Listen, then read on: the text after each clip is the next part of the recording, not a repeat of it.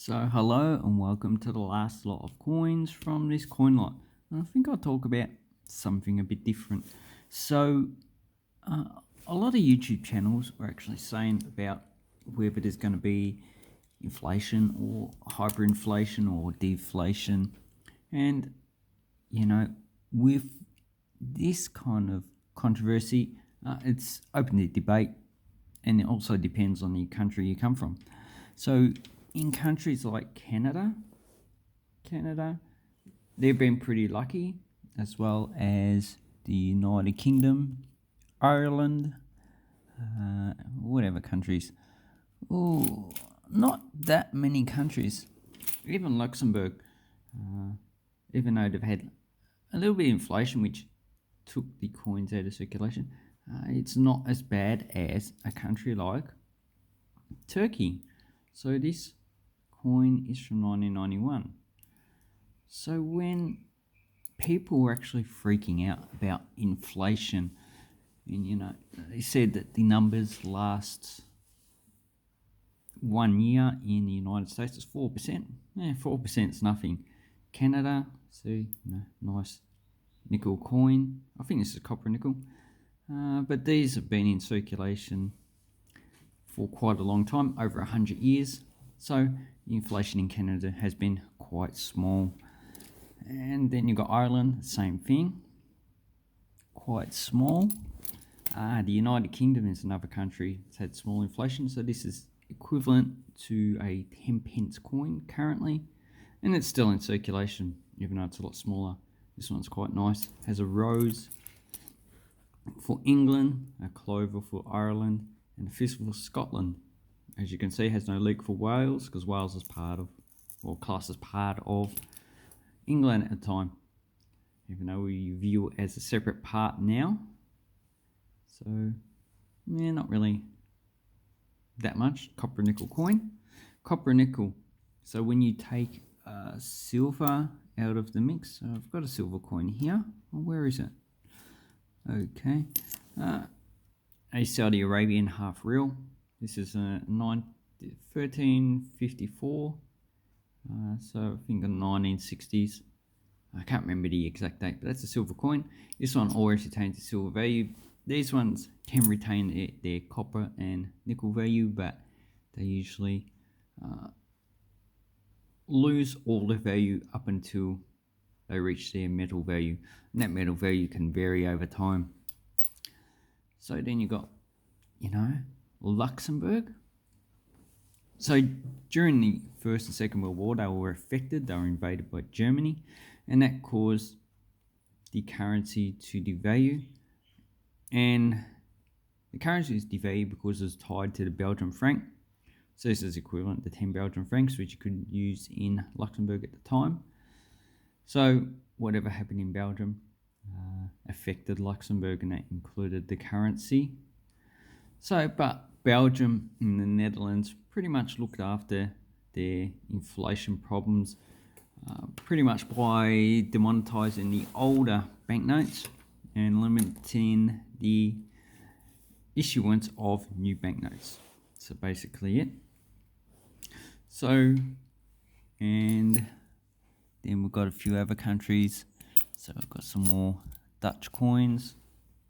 So these have been pretty much the same size since the 1830s when they were first introduced, and they circulated. They just changed the metal content.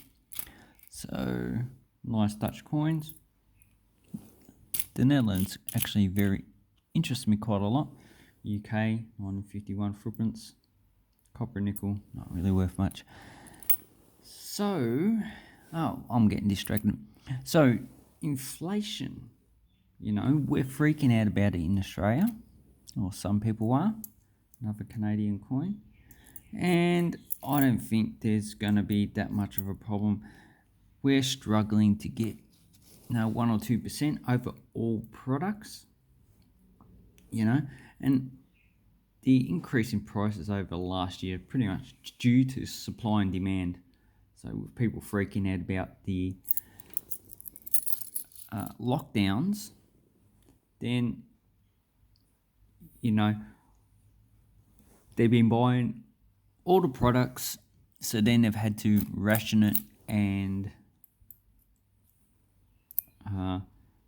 when you ration something, the price increases because you're trying to restrict the actual availability of product.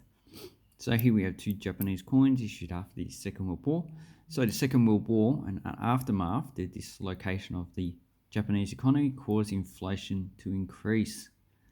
And during the Second World War, inflation didn't really increase that much, mainly due to restriction of products like we had during the COVID. But I really don't think there's going to be an increase in inflation, not the hyperinflation as we've seen in other countries, especially the United States.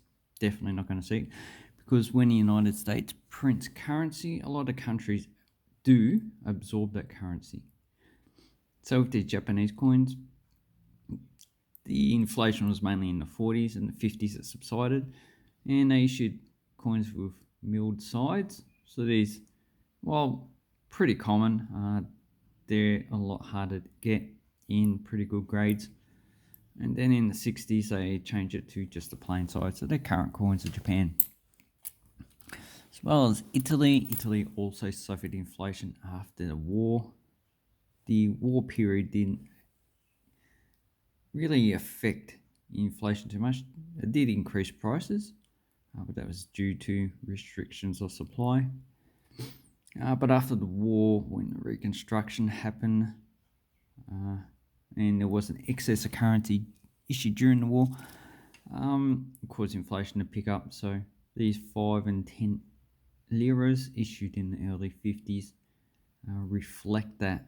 So, but in the 50s, the currency stabilized and it increased in value against the US dollar. So the US dollar lost more value than the Italian lira after that period. So then you got some European countries which have had multiple currencies. So Poland, so these two are from Poland. The current coins, these were first issued, I think 95 they were introduced. Oh, I can't remember. But as you can see from this coin, first minted in 92, so in preparation. So at about 10,000 old zloty equals 1 new. That's pretty bad inflation. It happened in Poland from the 70s, 80s and 90s. And pretty much Poland has had inflation for most of the 20th century. Periods without that much high inflation were the 20s and the 30s and the current period. So during the Second World War and after, they pretty much suffered currency devaluation after currency devaluation. And in 1918, they did issue a marker currency that suffered pretty badly from inflation. It was based on the German mark. And these coins are pretty common. So, can't remember the exchange rate, but I think this is worth 10 cents and 25 cents. So, quite a nice coin. And Poland, you should go have a look. Then we have got Philippines. So these coins used to be equivalent to the US dollar, so 25 cents. But now you're talking about 76 pesos equals 1 US dollar. So that is a currency who are slowly losing its value, and it's probably just going to keep on losing its value over the long period of time. And I do like this eagle. It has a scientific name on it, and I've got quite a few of these coins. Yeah, so these ones are not really worth that much money, but you know, over time this is probably going to go up to 100 pesos to 1 US dollar, because we're talking about slowly, so it's not really going to affect people in the short term. In the long term it will. If you save your currency, you're just going to lose its value. But if you invest it, you know, then you're actually going to do pretty okay. So also, this is not an investment channel, so or financial advice. I don't take this as financial advice, just to talk. So here with the Philippines, so you got also with inflation, you got a reduction in the quality of the actual metal on the coin. So this is, I think, copper, nickel, zinc, I mean. And this is, looks like brass. 83. So the current coins are stainless steel. So we've got some more, another Philippines coin. I do have this one, but not a 1981. It's an aluminium coin. This used to be bronze as well. Quite a nice coin. Lapu, 1 centimos. And I'm not too keen on that side. Anyway, then we have Indonesia. So I've got a few coins from Indonesia. With I think they're the only 3 that I have. So the highest value in circulation now is the 1,000 rupiah. The lowest value is 100 rupiah. So here we have 5 and 25 rupiahs. So these are no longer in circulation. And as you can see, inflation has affected Indonesia. And to have an inflation rate of 1 or 2% for countries, is something a lot of people would actually like, even in Indonesia. But their currency is pretty stable. And with population, I believe, about 200 million. What was it? Yeah, I think nearly 300 million. Their economic growth over the last 20 years has been pretty massive. So this country came out of a dictatorship, now it's a democracy. The largest Muslim country is a democracy. And the currency has become stable. So this country went from, in the 1940s, 1945, from a country that suffered inflation up into the 90s. And since the 90s, inflation has tapered off. So that is a country that has become stabilized, and that's because the political situation is also stable. So it's a large aluminium, 5 rupiah, 74. 79 they reduced the size, and that was the last year they issued that denomination. Then we have a copper nickel, 71. This had 1.2 billion coins minted, very common. And this is a single year issue up until 91, and then they issued a smaller brass coin. So this 1,000 rupiah, this issue is issued along with a coin. So this is the current coin, 2016. Not too keen on this side. Has equivalent value of 10 cents. So what's going to be the history of this currency? Well, I don't know. But based on Indonesia's history, it might be stable for some time yet. It might lose its value. But, if you look on other countries that have become successful democracies in Asia, you're talking about South Korea, Taiwan, Japan, and Singapore. Those currencies have become pretty stable, so I reckon this one will not lose its value in the future. Then you have, so here's Taiwan. That suffered inflation up into the 70s and then tapered off. So this country has had pretty stable currency in the last 40 years. As well as Hong Kong. So it's in 1949. Pretty stable currency because it's tied to the US dollar. That's another thing you can do, but you need reserves to cover that tying of your currency as well. And then you got Macau. So the same situation. But the Macau pataka is tied to the Hong Kong dollar, just tied to the US dollar. So that's getting a bit complicated, but they would probably keep their reserves in Hong Kong dollars. And as well, in Macau, you can use Hong Kong dollars as well.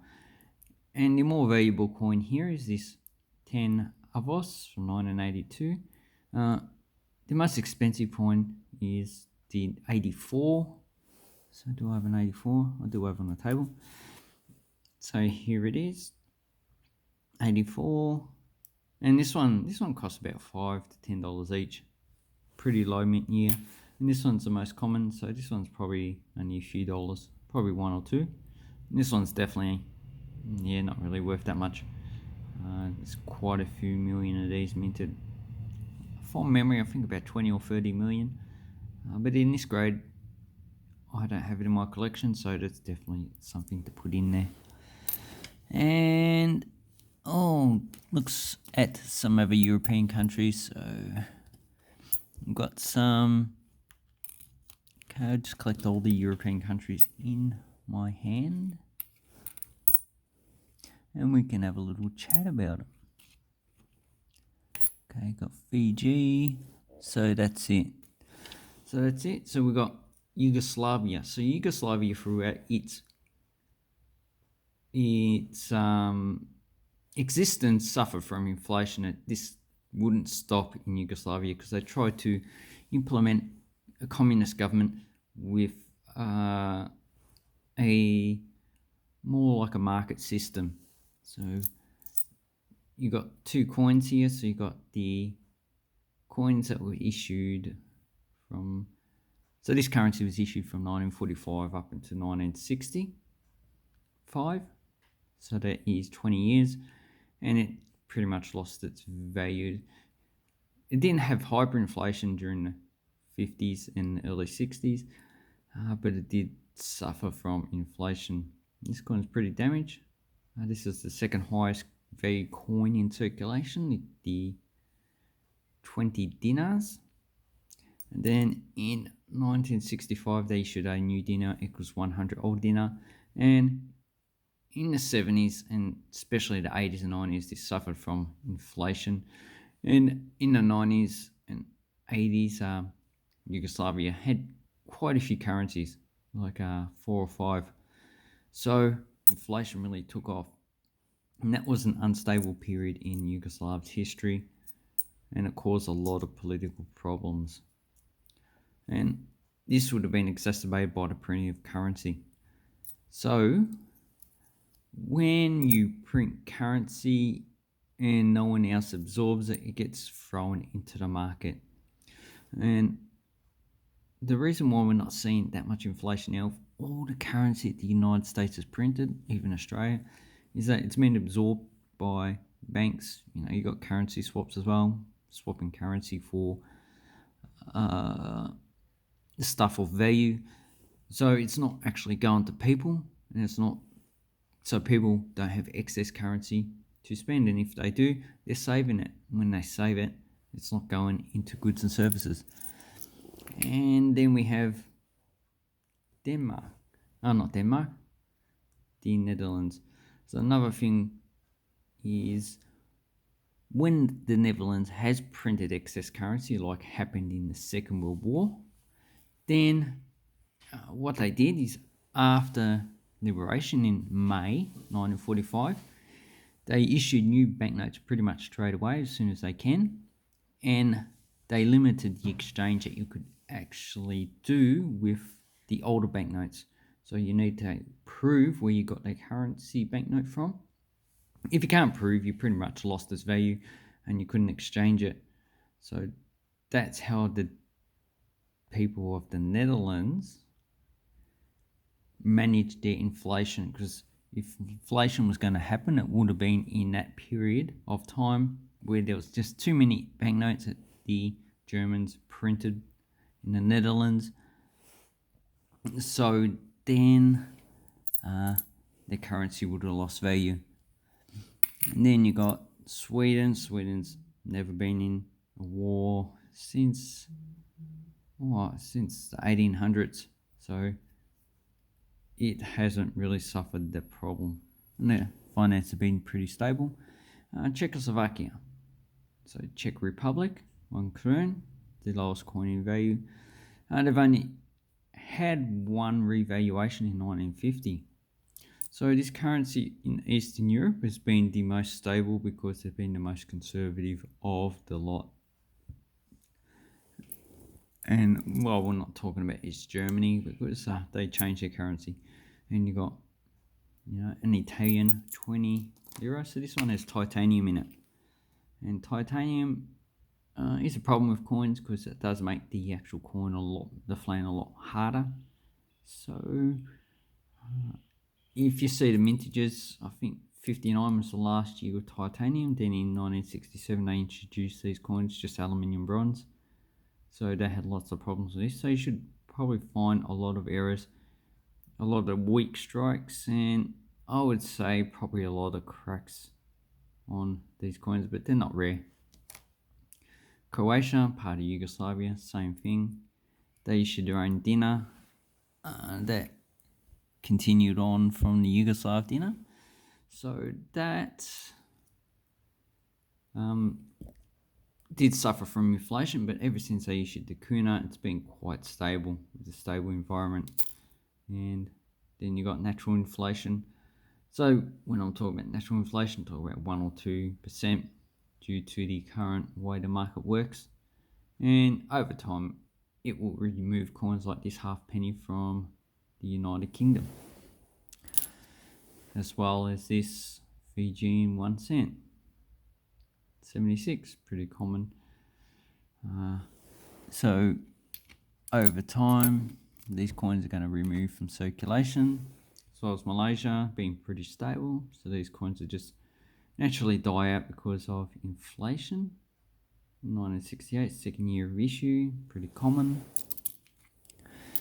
Israel suffered inflation. It's probably because of excess currency supply, but I haven't really looked up why Israel suffered inflation in the 70s and 80s. The country's been pretty stable internally, but it's had conflicts outside with its neighbours, so maybe that's the cause factor of the currency being unstable. But now it's quite stable, the shekel of Israel. And this one has pomegranates, issued in the 60s and 70s. And the menorah, that's the Israel emblem or the coat of arms. And quite a large coin, one of the largest they've issued. So then you got this, another currency tied to the euro via France, New Caledonia. Aluminium coin, first year of issue, 1949. So this one is only a few dollars. But these are going to go out of circulation in September, so you're better off getting those if you wanted to go and get them in circulation. And let's have a look. So we've got another Israeli 5 agorot. This is a 1960s, 70s issue. Pomegranate's quite nice. Current coin from the UAE, 1 dirham, 2005. So these ones would slowly lose their value just by inflation, but the UAE is probably not going to suffer hyperinflation. Another Canadian coin, so same as UAE, pretty stable finances. So it's, and here we have a 1 rupee from India. So the rupee in India has been in circulation for 500 years. It used to be a silver coin of 12 grams, but ever since I think 1946, when they took silver out, it's just lost its value. Now the 1 rupee is a lower circulating coin. And I would say that they're probably also printing excess banknotes. And country's been pretty stable though. So also probably the country not being run to its full benefit is causing the rupee to slowly lose its value, keeps losing its value. So this one's more than likely in the next 20 or 30 years will be out of circulation as a denomination, because it just would have lost a lot of value. The country is politically not that stable, but no country is. Economically, it's pretty undeveloped. So maybe that's another reason why. And here we have, oh, that's another thing I said is that India also had a currency confiscation pretty much in 2016, designed to take what they call black money out of the, or black market money out of the system. Now it pretty much didn't work because most of the currency was exchanged via other means. So if there was excess currency that was in circulation that they wanted to take out, it just didn't work. So that's another problem. 100 yen from South Korea, pretty stable, but in up until the 1970s, their currency is pretty unstable. So that would have been, for the most part of that period, because of dictatorship and probably a lot of corruption. Corruption also makes people not trust the currency a lot. And that goes with Turkey. So Turkey, since the 60s, pretty much their currencies just continued to lose value. So, and it continues to lose value to this day. So in 2005, they redenominated. So 1 lira equaled 1 Australian dollar. But now you got 9 lira equals 1 Australian dollar. So over time, if you get currency from Turkey, you're just going to lose all its value.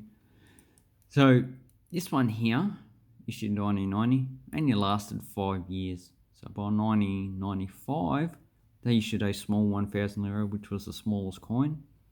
But with this issue, it was the third largest coin, or the third smallest.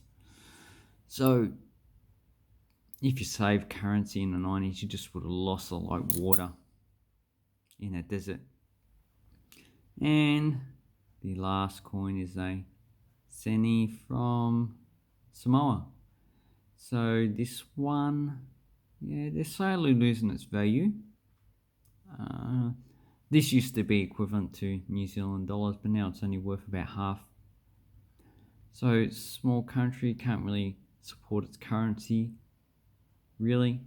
Can't back it by gold or silver because it just doesn't have the money or the finances. So over the long period of time, they're just going to lose money. And this one is made out of stainless steel. So you've got nickel plated steel.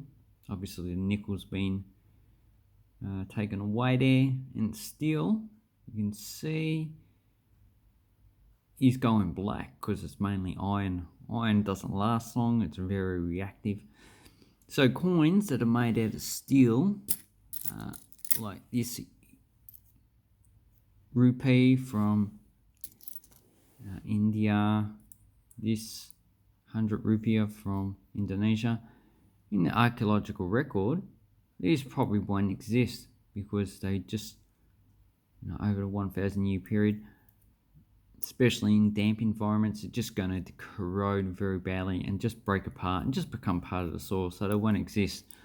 But you've got copper and nickel coin. Copper holds up well over the longer period of times, But if you're talking about a million years, yeah, of course, everything, even plastics, are going to degrade and be recycled.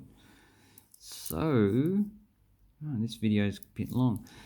So basically, I don't think that there is going to be a problem with hyperinflation, or even, inflation like 5 to 10% in the United States or Australia, because this currency is just, that they're printing is just not going out into the market.